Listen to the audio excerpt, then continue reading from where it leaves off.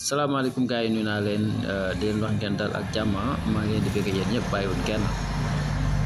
di leen siyaare bu baax a baax di leen wax ngeen wéy di abonné tamit di aimer partager comme ni ngeen ko doon defee waaw loolu da ci am solo.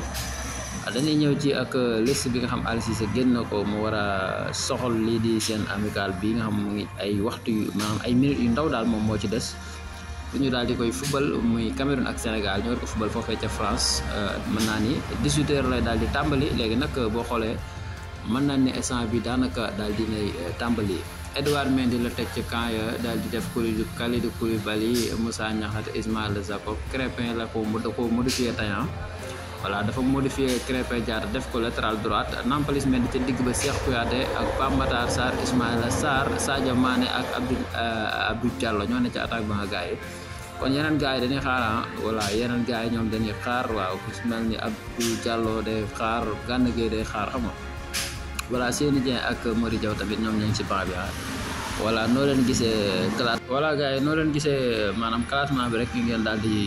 joxe seen xalaat parce que mi ngi noonu daal en tout cas ñu leen di ñaanal ndam lu seddu guy ñu daal di dóor Cameroun dóor yu leer naa ñuy wér yoo xam daal yu wóor lay doon tamit voilà